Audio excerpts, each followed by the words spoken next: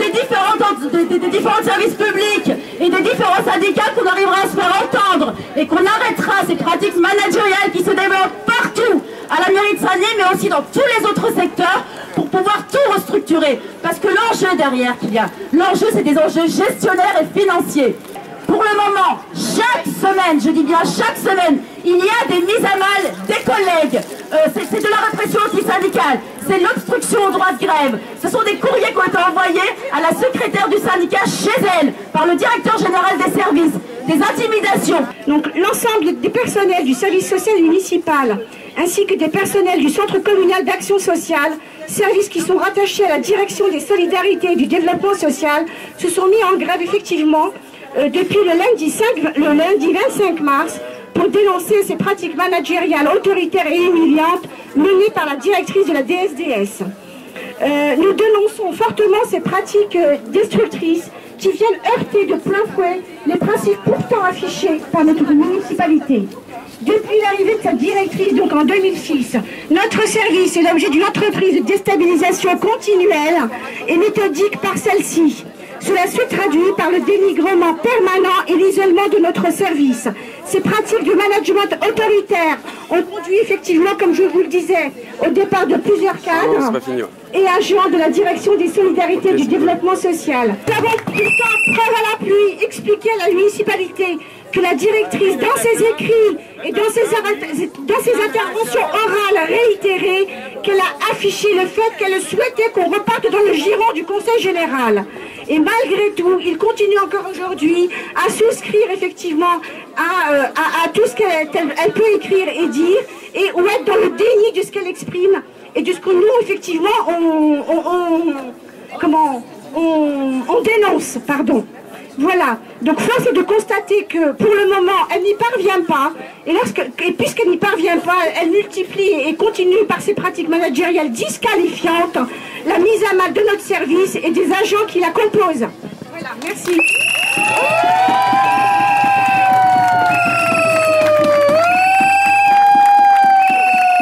Et je voulais dire encore que votre lutte, c'est aussi la nôtre.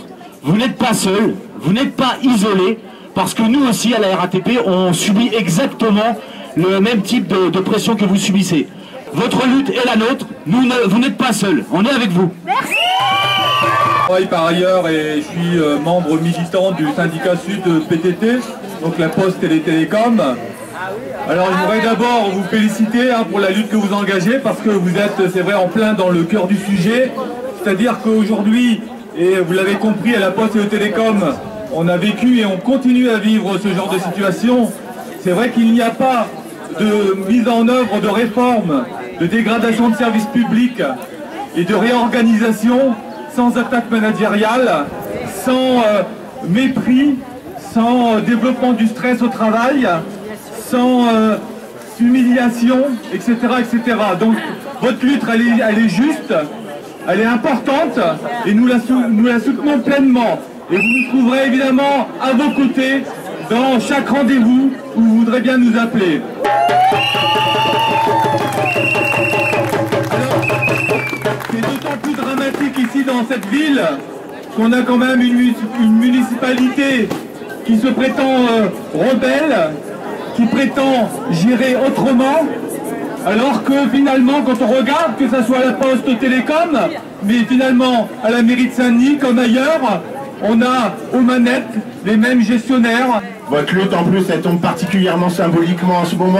Je ne sais pas si vous êtes au courant, mais pour nous là, il y a une loi en préparation de Lebranchu qui prévoit d'instaurer un truc qui n'existait pas jusqu'ici, c'est-à-dire un devoir de réserve pour l'ensemble des fonctionnaires.